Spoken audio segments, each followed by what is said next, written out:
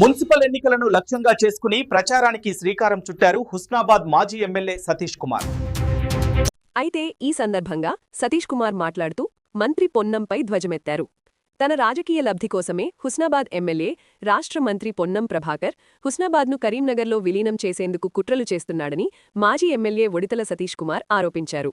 గురువారం సిద్దిపేట జిల్లా హుస్నాబాద్లోని హనుమకొండ రోడ్డు నుంచి సిద్దిపేట రోడ్డు వరకు స్థానిక నాయకులతో కలిసి ఇంటింటికీ తిరిగి కాంగ్రెస్ బాకీ కార్డులను పంపిణీ చేశారు.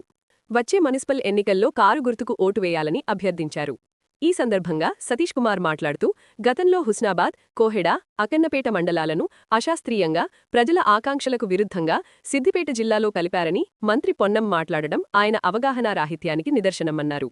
జిల్లాల ఏర్పాటు సమయంలో ఈ 3 మండలాల్లో గ్రామాల వారీగా గ్రామసభలు నిర్వహించి ప్రజాభిప్రాయం మేరకే శాస్త్రీయంగానే సిద్దిపేటలో కలిపామనేది ఆయన తెలుసుకోవాలన్నారు. ఏ జిల్లాకు మారినప్పటికీ మాకు ఆర్డీఓ, ఏసీపీ కార్యాలయాలు ఉంటే చాలు అని స్వయంగా కాంగ్రెస్ నాయకులు ధర్నాలు చేశారనేది గుర్తుపెట్టుకోవాలన్నారు. కాంగ్రెస్ నాయకులు చేస్తున్న ధర్నా టెంట్ వద్దకు వెళ్లి తానే స్వయంగా హామీ ఇచ్చానని, ఇది ఇక్కడి కాంగ్రెస్ నాయకులకు తెలియదా అని ప్రశ్నించారు.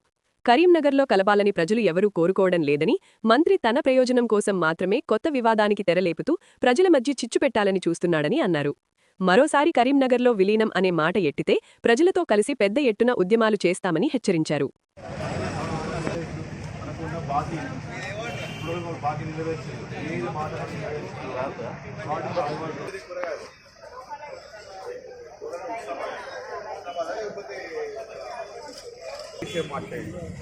ఏమని మాట్లాడిందంటే, శాస్త్రీయంగా ఈ హుస్నాబాద్ని మనము సిద్దిపేటలో కలపలేదు, అశాస్త్రీయంగా జరిగింది అని మాట్లాడడం జరిగింది.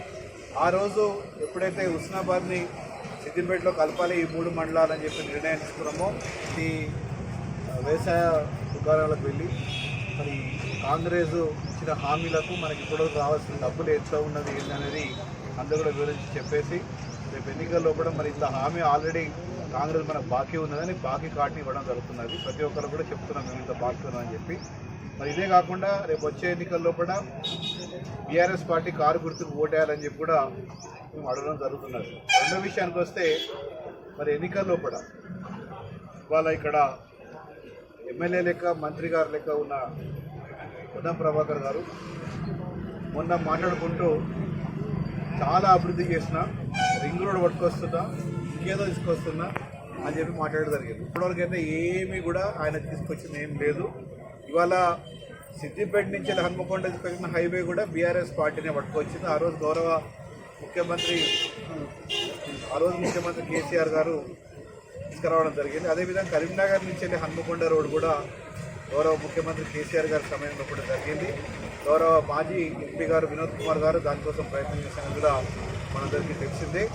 అది కూడా చెప్తున్నాం. ఇదే కాకుండా ఇంకొక విషయం ఏమని మాట్లాడిందంటే, శాస్త్రీయంగా ఈ హుస్నాబాద్ని మనము సిద్దిపేటలో కలపలేదు, అశాస్త్రీయంగా జరిగింది అని మాట్లాడడం జరిగింది.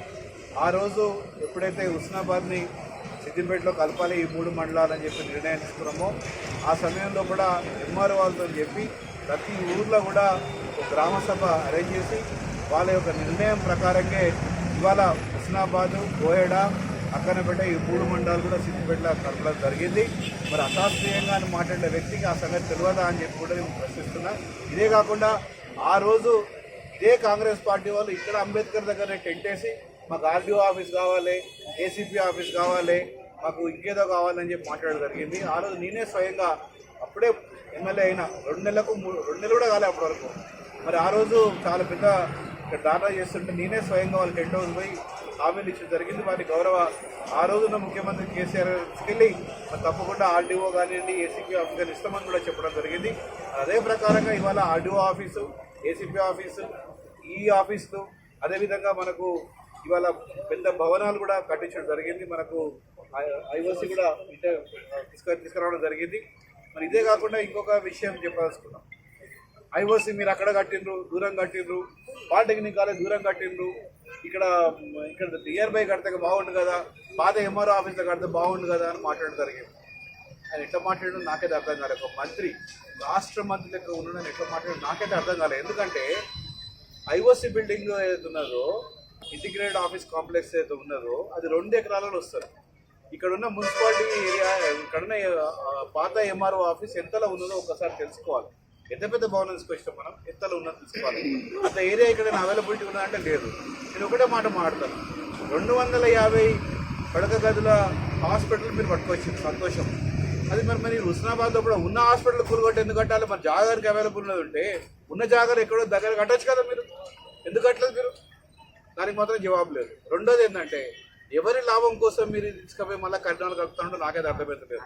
మాకు అర్థమైంది మాత్రం ఒకటే, మీకు మీ యొక్క ఏదైనా కానీ సిద్దిపేట జిల్లాలో మీరు ఏం నడుస్తలేదు కాబట్టి కరీంనగర్ పోతే కరీంనగర్లో నడుచుకోవచ్చు, నాకు ప్రాముఖ్యత పెరుగుకోవచ్చు చెప్పి ఒక సబ్జెక్ట్ తప్ప ఇక్కడ నాకైతే ఏం కనబడుతుంది. ప్రజలందరూ కూడా సిద్దిపేటలో ఉన్నందుకు సంతోషపడుతున్నారు. ఎవరు కూడా హుస్నాబాద్ నుంచి తీసుకుపోయి మళ్ళీ కరీంనగర్ కలపాలని చెప్పి ఇష్టపడి మాట్లాడలేదు.